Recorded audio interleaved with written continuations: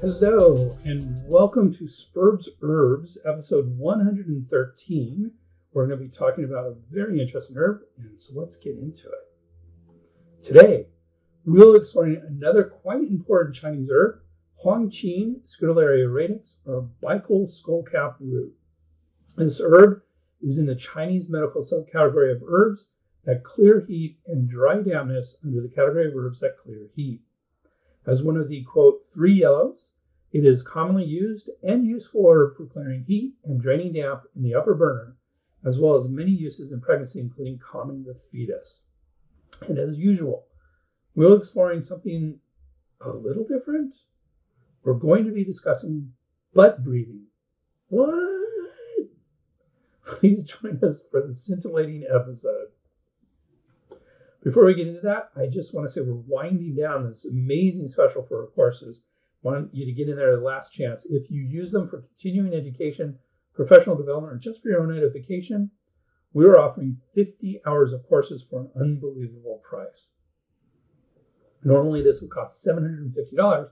However, with the special code 50 CEUs, that's 50 CEUS, it's going to be only $325, so way less than half off.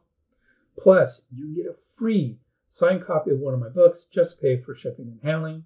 There's a free copy of Integrative Pharmacology, combining modern pharmacology with integrative medicine, or playing the game, a step-by-step approach to accepting insurance as an acupuncturist. Just go to the webpage, www.integrativemedicinecouncil, that's COUNCIL.org/CEUS1. So that's integrativemedicinecouncil.org/CEUS1 for this amazing deal. But hurry, it's going to end soon. Okay, of course, when I saw the title of this article, I had to read it. This is the title. Butt breathing might soon be a real medical treatment. I'll let that sink in. Butt breathing might soon be a real medical treatment. And after reading it, I am still saying this is some weird stuff. But some of the coolest medicine is pretty weird. So here we are, about to talk about this interesting study about the possibility of being able to breathe through our backsides.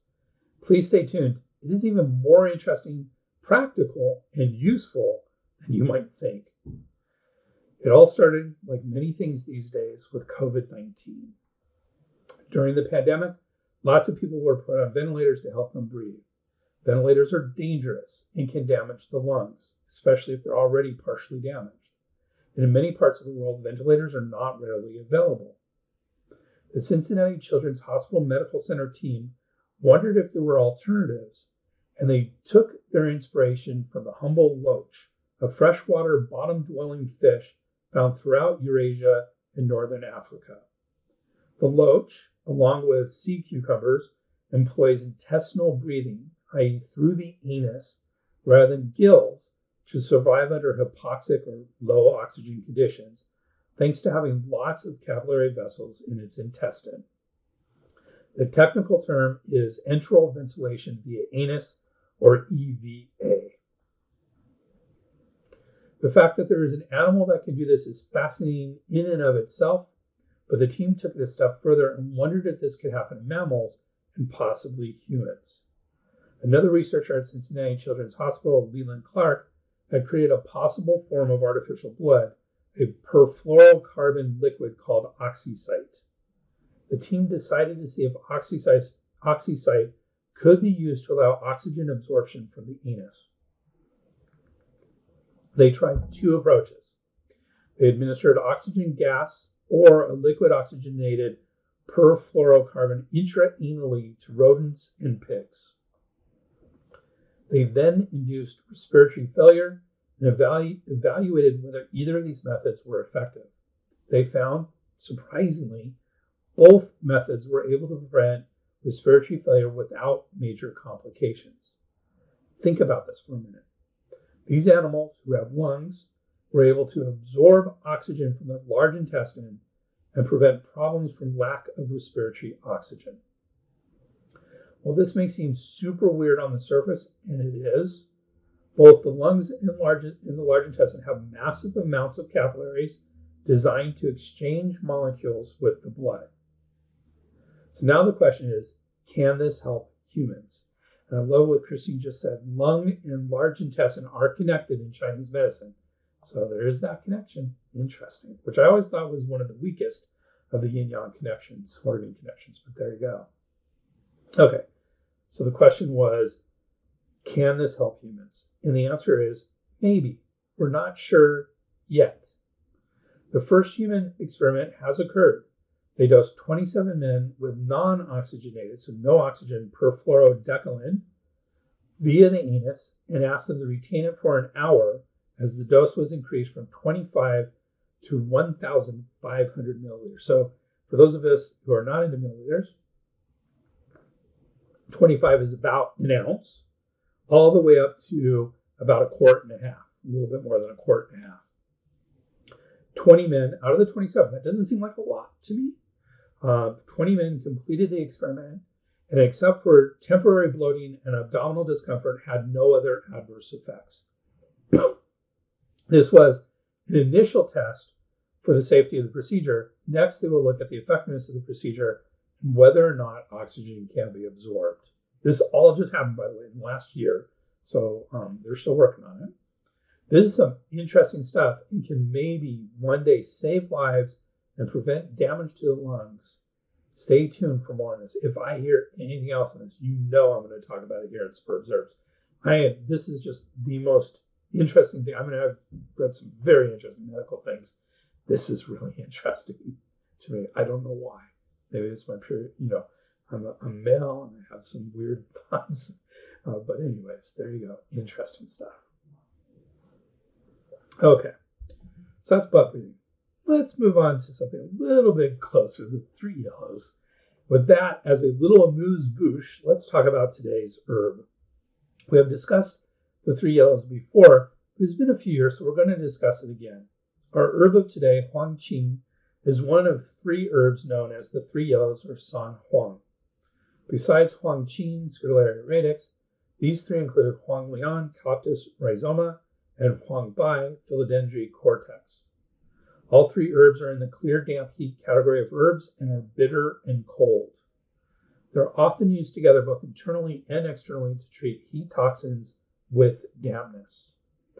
While there is a Chinese herbal formula of just these three herbs, the more commonly used formula, Coptis decoction to resolve toxicity or huang lian jade tang, adds the cool heat herb Gardenia fructus or Jerdza. This formula is the, quote, standard formula to clear heat and resolve toxicity. These three herbs work so well together because huáng addresses issues in the upper burner, especially the lungs. Huang lian addresses the middle burner, and huang bai addresses the lower burner in kidney and bladder. Together, they are very effective for draining damp heat from all three burners, which basically means the whole body. They're also quite antimicrobial and have been found effective in bacterial, viral, and parasite infections. Sometimes a fourth yellow is added, da huang, translated as big yellow, Ray radix et rhizoma.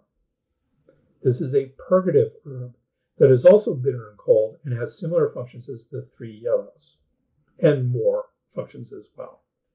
Purgative herbs are herbs that cause you to pass stool.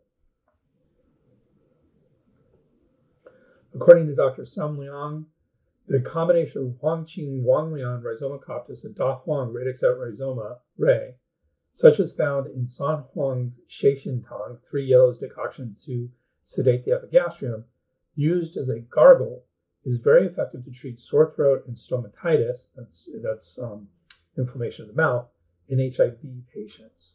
And this is according to Chen. With this as background, let's talk about today's herb. Today's herb is huang or Baical Skullcap root, also known as Chinese skullcap root. And the family is Labiatae or Lamiaceae. We'll talk about why it's an orange in just a minute. Standard species is Scutellaria baicalensis georgii. Georgii, of course, is the biologist who categorized it. Chen also include the following species: Scutellariae amoena, ch right, which they say is Xinan Huangqin; Scutellariae redurana, deals, which is Gansu Huangqin; and Scutellariae viciscidula bge, or Nian Mao Huangqi. The medicinal part is the root. And in English, this translates as yellow or golden herb. Huang means yellow, qin means gold. So yellow golden herb. Other names, as mentioned, Chinese skullcap, Scutellaria scoot, Huangqin cha, Laogun zi qin, Tiaoqin, Beiqin, Bianqin, Kuqin, Lanqin sao, Shan cha gun, Fu chang, or putrid intestine, in Japanese ogan, and in Korean hwangyum. There you go. All the different names. So let's talk about that Lamiaceae family. The Lamiaceae family, including flowering plants commonly known as the mint, dead nettle, or sage family. Generally, Lamiaceae is considered the more correct name, though Labiatae is a correct alternative. So the book said Labiatae, but the book is a little bit older. I mean, the book that I got this from is from 2004, so over 20 years old. And these things are changing all the time. So now the more correct name is Lamiaceae, but Labiatae is still correct, considered correct. These include many aromatic culinary and medicinal herbs, including basil, mint, rosemary, sage, savory, marjoram, oregano, hyssop, thyme, lavender, salvia, catnip, oriental motherwort, lemon balm, and perilla. There are approximately 236 genera and up to 7,500 species, and the flowers are usually bisexual. I have a question on page 718 of the material map. No, I actually have a page 131 here, Christine, so you can look up there if you want to. Bensky, so remember we have 3 major textbooks that we look at, and lots of other textbooks as well, and we look at herbs. So one of those is Bensky and his team, and they say the dose is 3 to 9 grams. The other book is Chen and Chen, and they say 3 to 10 grams with a maximum dose of 30 grams. And our third book is Brand and Wiseman, also say the dose is 3 to 10 grams. The category, according to Bensky, is herbs that clear heat and drive dampness under the category of herbs that clear heat. Chen say it is in the heat clearing and dampness drying herbs subcategory under the heat clearing herbs category. And Brand and Wiseman say it is the heat clearing dampness drying medicinal under the heat clearing medicinals category. So basically all say the same thing and put it in the same thing. They just have slightly different translations of the categories. Both Bensky and his team, and Chen and Brand and Wiseman, all agree this herb is bitter and cold and enters the lung, stomach, gallbladder, and large intestine. Though Chen switches the order to stomach and gallbladder rather than gallbladder, because it switches the order of stomach and gallbladder. I don't know if that means anything necessarily, but I thought I'd put it in there. And this level of agreement between all 3 textbooks is unusual.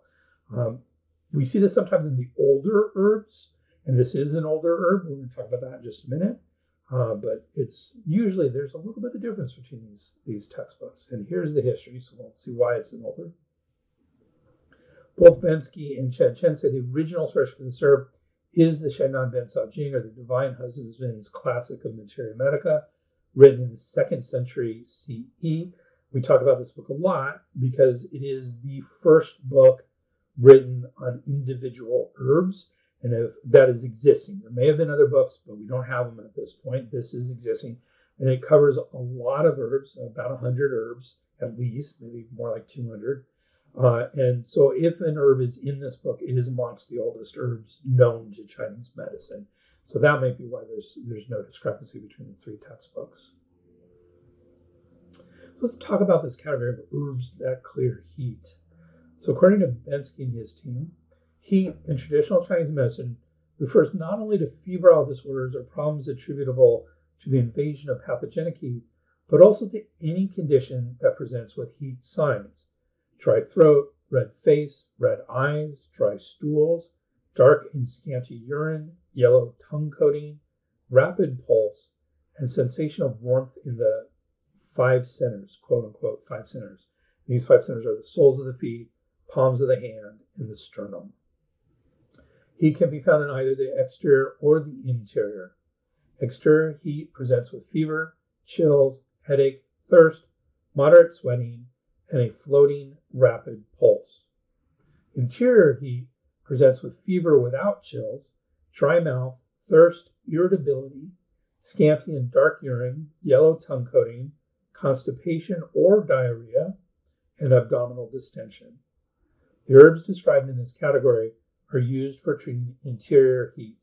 In general, these herbs are cold in nature.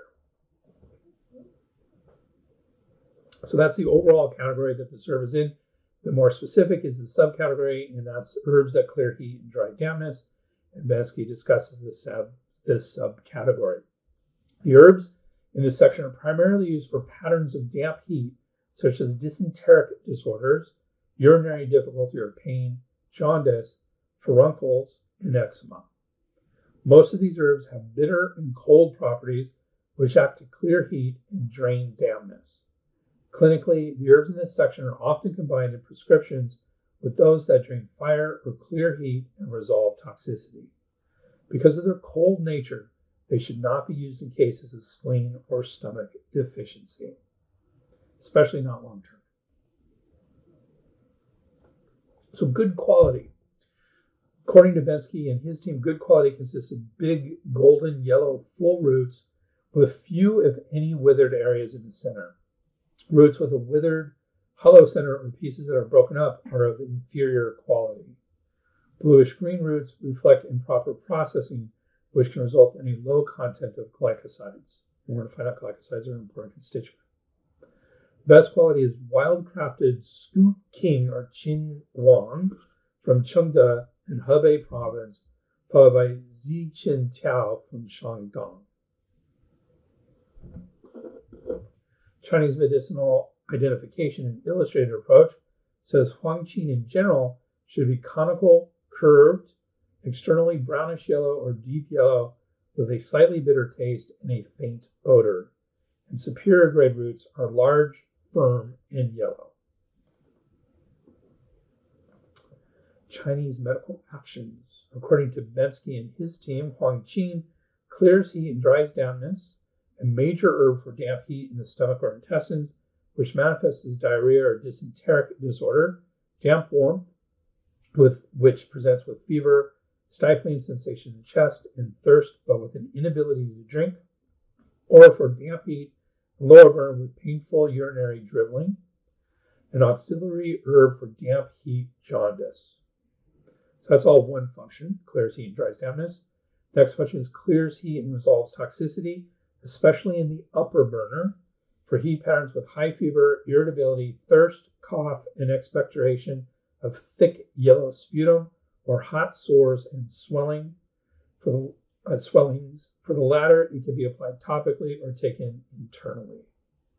That's its second function.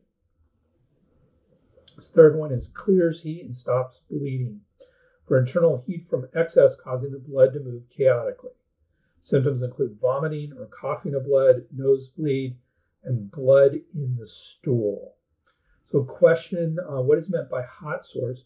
So remember in Chinese medicine, we have hot sores and we have cold sores. So hot sores tend to be red and raised. Cold sores tend to be white and may actually be sunken.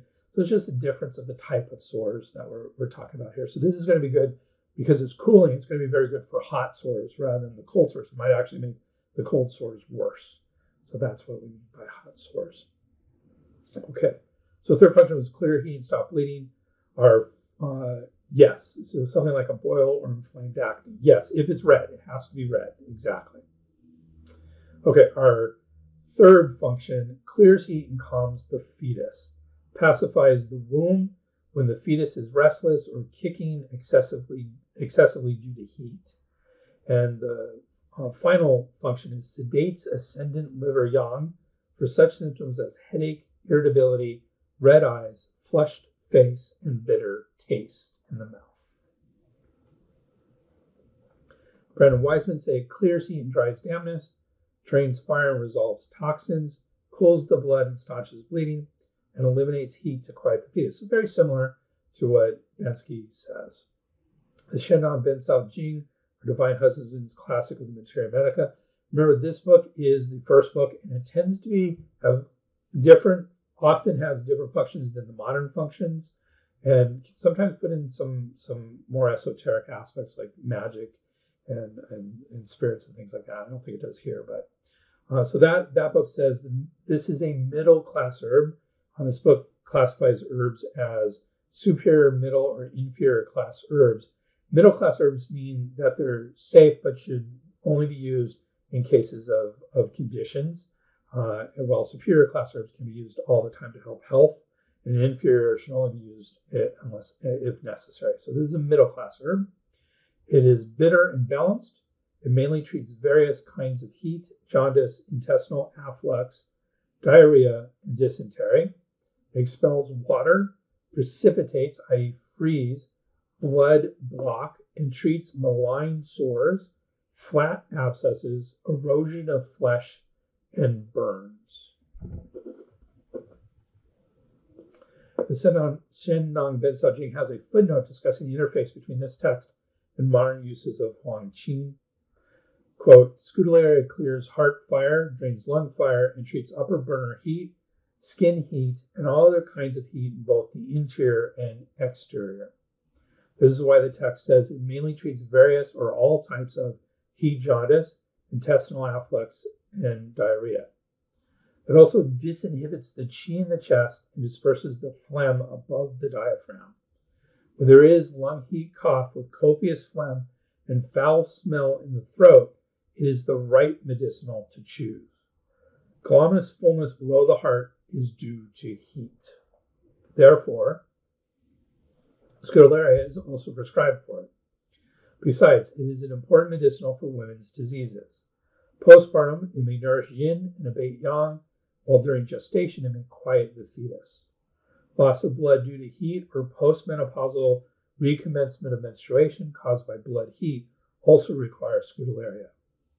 Finally, it may also be used as a remedy for dry bound stools, sore toxins, and other miscellaneous illnesses due to heat. So that's the Shenong Bensao Jing. Nice treatise on that. Doesn't usually have that much in more of the modern phase. Zhao and Chen, that's the Chinese medical identification book, say it clears heat, dries dampness, drains fire, resolves toxins, stops bleeding, and calms the fetus. These are all they all are pretty much in agreement. Finally, we have Chen, who say this herb clears heat and dries dampness.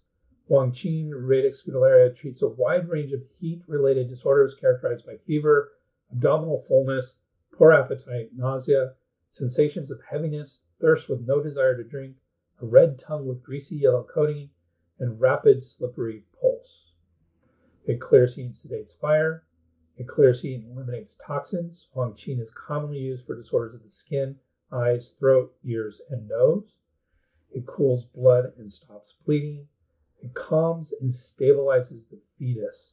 Huang stabilizes pregnancy, calming the fetus to relieve restlessness and constant kicking, a condition commonly described as heat in the womb.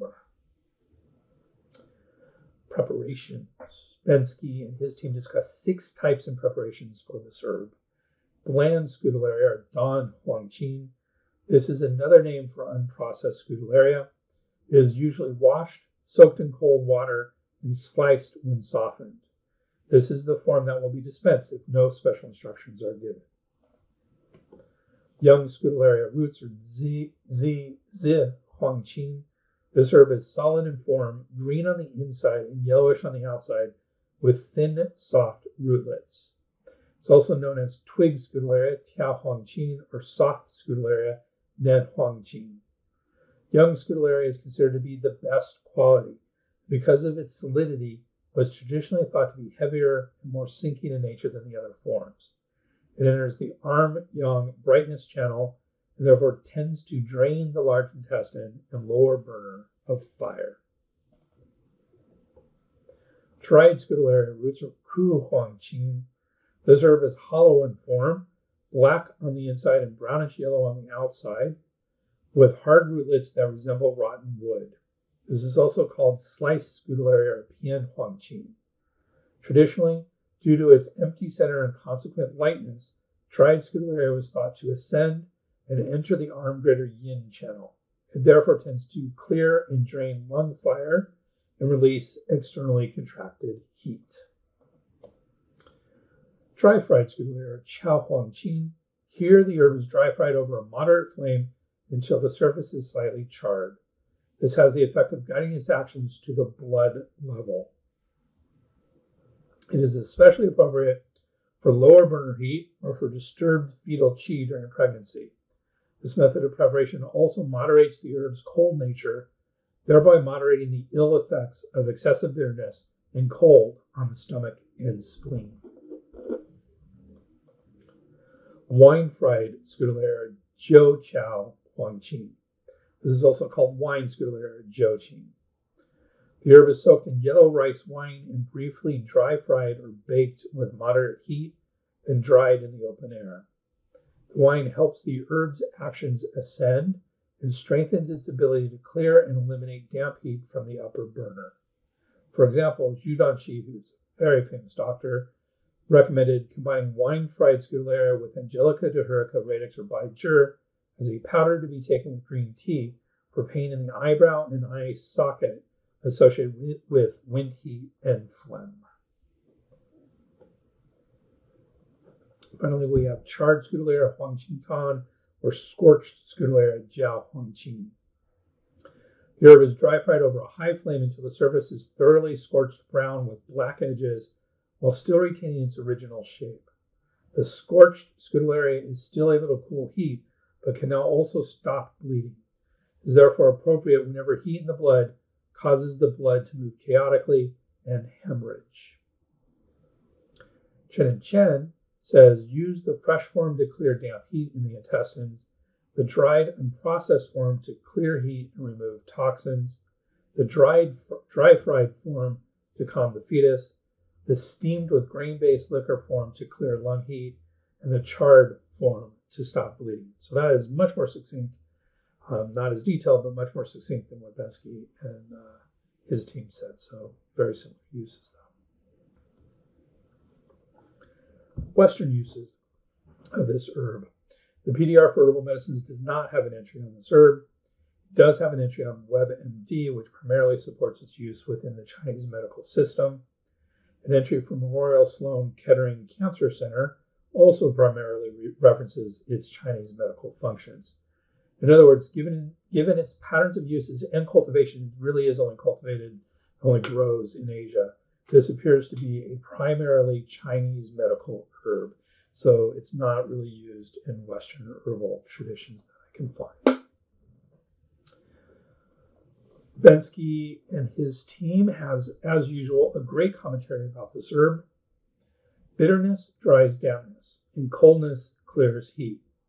These are the two attributes of Scutellariae Radix huáng, whose actions focus primarily on the lungs and somewhat less directly on the large intestine. However, if matched properly with other herbs, it can clear fire, heat, or damp heat from the spleen, liver, gallbladder, and small intestine channels. Scutellariae Radix huáng is often used in the treatment of persistent irritability with fever and febrile disorders, damp heat focal distension, jaundice, diarrhea, and dysenteric disorders due to damp heat. It is a noted fetal quieting herb benefiting both the mother and the fetus when heat disturbs the pregnancy. For this purpose, it is best used dry fried or baked so that its bitterness and coldness are moderated. It is often used for bleeding from internal heat, nosebleed, sores, and swellings, and red, swollen, sore eyes. Rectification of the meaning of Materia Medica, the Ben Cao Zheng, written in 1624, observes, Scutellariae Radix huáng is a very bitter and very cold herb which generally treats all damp heat. Its nature is quite similar to Coptis rhizoma huáng. Thus, in its main sphere of therapeutics, it is often combined to act together with Coptis rhizoma huáng. Furthermore, while its bitter flavor is directed straight downward, its aroma is light and clearing. Thus, it penetrates both above and below, reaching all the organs internally, while externally reaching the muscles, flesh, and skin. Chen and Chen says organs injured by fire can be treated with optimum results by key herbs, including Huang, Radix, Scutellariae, and Sang Bai P, Cortex Mori, for lung fire. They also say there are 4 herbs commonly used to stabilize pregnancy. Huang calms restless fetus caused by heat. Sha Ren, or Fructus amome, that's cardamom, or one of the cardamoms, regulates qi and calms restless fetus in the presence of qi stagnation and middle jiao deficiency. Du Zhong, or Cortex euchomia, is most suitable to treat restless fetus caused by deficiency of the kidney and liver. And Baizhu, Rhizoma atractylotus macrocephalae, keep this in mind, treats restless fetus from spleen qi deficiency. Comparisons. Bensky and his team compares this herb to gypsum fibrosum or shurgao, which is a very cooling herb in Chinese medicine. Both of these medicinals cool lung heat and drain fire from excess at the qi level.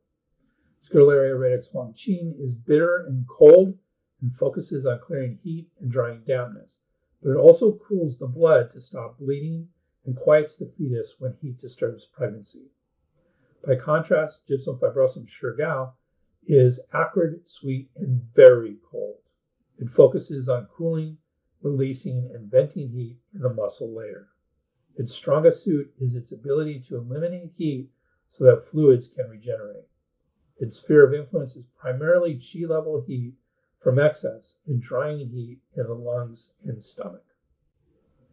So that was comparisons, the only comparison. Combinations, Bensky and his team discussed 4 combinations of this herb with others. And we've already talked about one. The first one here is with Coptis rhizoma or Huang Lian. Just mentioning that. Both are bitter, cold herbs that clear heat, dry dampness, drain fire, and resolve toxicity. Traditionally, Coptis rhizoma Huang Lian acts primarily to drain fire from the heart and stomach, while Huang clears heat from the lungs and stomach. The combination is thus best suited for draining pathogenic heat from the upper and middle burners, especially when it has accumulated to the extent that it causes high fever, redness, swelling, and pain of the face and head, dry mouth, parched throat, ulceration of the mouth and tongue, nosebleed, and rashes. Both herbs also enter the large intestine channel, particularly young Scutellariae Radix or Zi Huang. This combination is therefore often used for damp heat that is accumulated in the intestines, leading to explosive diarrhea with a sensation of burning in the rectum or fetid, filthy stools and abdominal pain. In addition, Huang cools the blood in order to quiet the fetus in pregnancy, while Coptis rhizoma Huang Lian clears heat to alleviate nausea. The combination is therefore useful in pregnancy when nausea occurs with heat disturbing the fetus. However, due to their bitter cold properties, the combination should be used in small doses for only a short period of time and should be discontinued when the desired effect is achieved. Preparation with wine guides the action of these herbs into the upper body, enhancing their ability to clear upper burner heat and fire. Thus, when the prepared herbs are combined, they treat red, swollen, and painful eyes, ulcers of the mouth and tongue, or constrained heat in the blood level, leading to irritable restlessness, bleeding, and sores. So that was our first combination. Our second one is with Gardenia fructus Zhizi, which again we also mentioned when we talked about the 3 yellows. Gardenia fructus Zhizi clears fire and constrained heat from the triple burner, expels dampness, breaks up toxic accumulation, and directs fire downward. Huang is bitter, cold, and enters the qi level to clear heat and drain fire, acting particularly on the upper and middle burners. Together, they powerfully clear and drain lurking heat from the lungs, associated with such symptoms as fever, sensation of fullness in the chest, cough with yellow sputum, and nosebleed or spitting up blood. The pear is likewise effective for damp heat and jaundice, sores due to heat toxin, and irregular gynecological bleeding due to constrained liver channel fire. Charred Gardenia fructus sterza is better for entering the blood level to expel constrained heat and thus stop bleeding, while Huang, when fried in wine, is better for draining lung fire and upper burner damp heat. Our third combination with Atractylotus macrocephalae rhizoma, or Baiju. This is a well-known fetal quieting combination advocated by Zhu Danxi. Huang is bitter, cold, and clears fetal heat to prevent bleeding from excessive heat in the blood.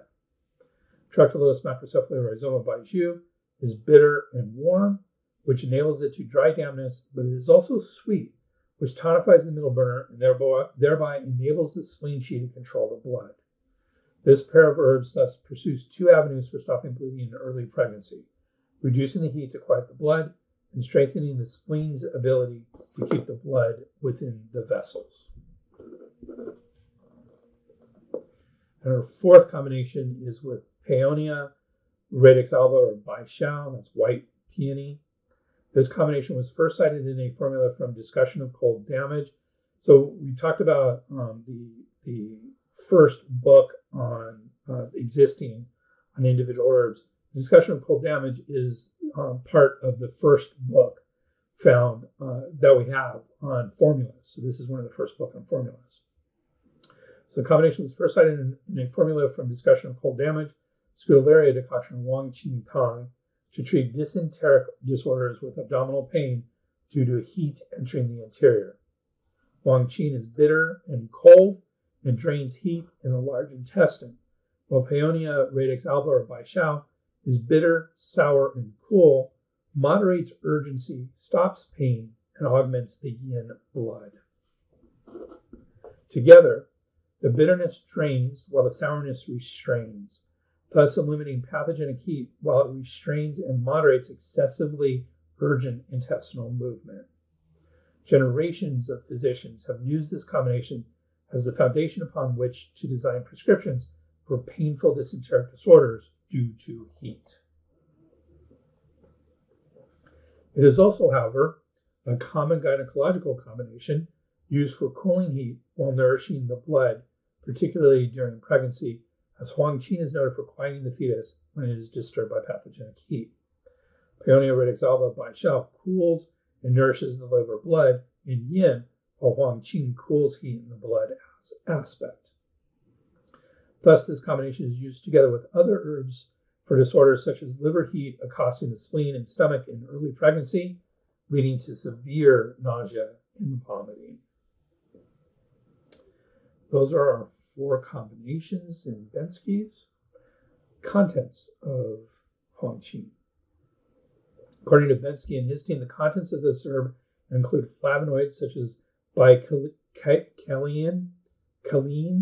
wagonin, norwagonin, chrysin, and oroxylin A, flavoglycosides such as baicalin, dihydrobaicalin, scutellarian, and wagonicide, chalcones, and other constituents such as phenyl, ethanol, glycoside, volatile oil, amino acids, campesterol, beta-sitosterol, and stigmasterol. Chen lists many of these and add skullcap flavone 1 and 2. And the pharmacology of Chinese herbs lists many of these and emphasize baicalin, wagonin, and beta-sitosterol, which is a constituent found in many, many herbs. Let's talk some science. According to Chen, this herb is antibiotic, analgesic, anti-inflammatory, antipyretic, so it helps fevers, cholagogic, which means it helps the gallbladder, hepatoprotector, protects the liver, antihypertensive, lowers blood pressure, mildly sedative, and diuretic, meaning it helps promote urination. They also quote several studies showing positive results in the following cases: infectious and chronic hepatitis with both oral administration and injection, and that had a 268 subjects, so that's fairly decently powered. epidemic encephalitis, so that's infection of the brain, and that had 209 subjects.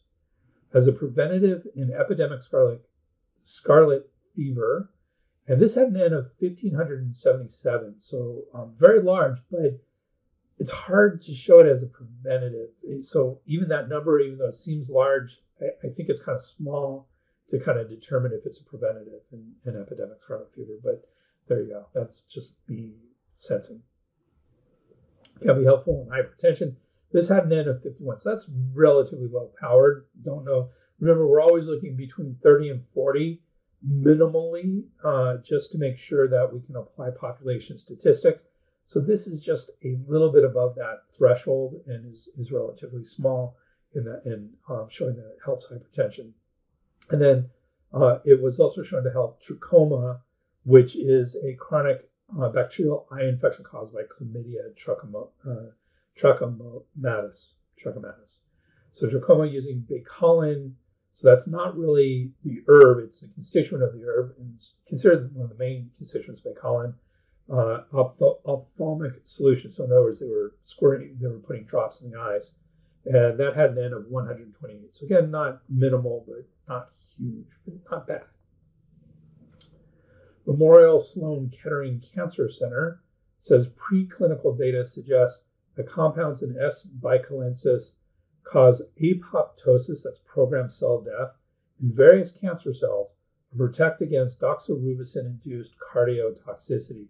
So doxorubicin is a chemotherapy agent, and it protects the heart when you take doxorubicin.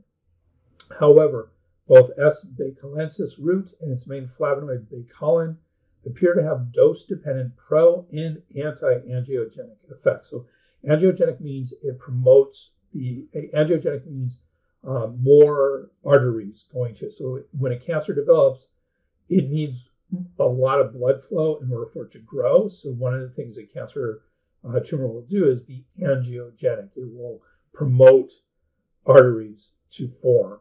And so depending on the dose dependency, this can be pro or anti-angiogenic. We want it to be against cancers, that would mean anti-angiogenic, but it can be pro depending on the dosing of it, according to this paper, this website. Some constituents may also have neuroprotective, anticonvulsant, and anti-inflammatory effects. Studies in humans are quite limited. A preliminary study of S. baicalensis, along with metformin, which is a diabetic drug, appeared to improve glucose tolerance, inflammation, and gut microbiota in patients with type 2 diabetes. An herbal supplement containing S. baicalensis reduced symptoms of osteoarthritis, which is interesting. So that was all from Memorial Sloan Kettering Cancer Center. One systematic review and meta-analysis looking at the use of Huang for major depressive disorder concluded these results preliminarily suggest that Scutellariae baicalensis can alleviate depressive behaviors and modulate underlying mechanisms, which is expected to be a promising antidepressant. That to me sounds pretty preliminary, but interesting. Another review summarized Scutellariae baicalensis has shown significant effects on the treatment of various diseases, especially hepatitis, diarrhea, vomiting, and high blood pressure. Numerous traditional uses of Scutellariae baicalensis have been confirmed by current investigations. That one seems a little biased, but we'll let it go. Drug-herb interactions. One small human male study with an N of 24, so that's not over a threshold. So this is too small to apply population studies. However, it's significant. It's human clinical studies, which we don't often get with drug-herb interactions. So this is important. Showed induction of cytochrome P452C9 and inhibition of cytochrome P452E1. So it's rare that we get human studies showing this. So that's significant. Another study showed significant inhibition of cytochrome P453A4, both in vivo and in vitro. So this is an interesting one. So cytochrome P453A4 is the one that we're most worried about. 40 to 60% of drugs utilize that for metabolism. So it actually affects a lot of drugs, 3A4 more than any of the other types of cytochrome P450. However, this study was in vivo, which means in life, which means animals, and in vitro, meaning in glass, which means in the lab, not clinical. So until something's clinical, it's not clinical. So this does not necessarily demonstrate that 3A4, there's inhibition of 3A4 from Huang. However, it indicates that it could possibly do that. We need to have human studies. So I'd be concerned that it would have cytochrome P450 3A4 interactions, though there's no proof of that at this point. The American Herbal Products Association's Botanical Safety Handbook puts this herb in interaction class B. They only have 3 classes, A, B, and C, so this is the second class. Herbs for which clinically relevant interactions are biologically plausible. And I think just with these cytochrome P450 interactions, I think some interactions are certainly plausible here. So we do need to be concerned about drug-herb interactions. I don't think we need to be overly concerned, but we do need to be concerned. Talking about concerns, let's talk about some concerns about this herb. How's that for a segue?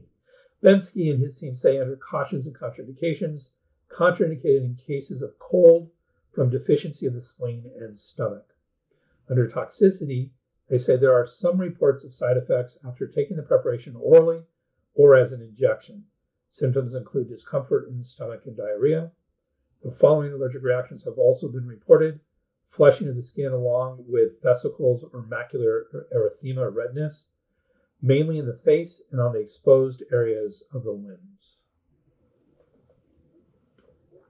Chen and Chen echo these concerns, saying bitter and cold, Huang should be used with caution as it may damage stomach qi and injure spleen yin. Patients with the following conditions should use Huang with extreme caution: blood deficiency with abdominal pain, edema due to spleen deficiency, loose stool because of kidney deficiency, amenorrhea, that's lack of menses, from blood deficiency, an unstable pregnancy caused by excess cold. Remember, this is very cold, so don't want to use it when there's cold. Brandon Wiseman say, warning, the bitter cold nature of Huang can damage the stomach, so it is not suitable for patients with spleen, stomach, vacuity, cold. And the American Herbal Products Association's Botanical Safety Handbook puts this herb in safety class 1, herbs that can be safely consumed when used appropriately. And I think that's the key about this herb. This is a herb when used inappropriately can be quite damaging to the body, but when used properly, it can be very effective in the body. Summary. We started with a look at something a little different, a look at a fascinating, if exceedingly weird medical possibility, butt breathing. I can't believe it. Then we looked at another single Chinese herb, Huang, Scutellariae Radix, or Baical Skullcap root. This herb is quite important and commonly used Chinese herb to help the upper burner and calm the fetus. While it may have some cautions in drug interactions, when used appropriately, it seems to be a relatively safe herb. And that was another exploration of a very helpful, important, and commonly used herb. In our next episode, we'll be a little different. We're going to explore the whole category of Nourish the Yin Chinese formulas.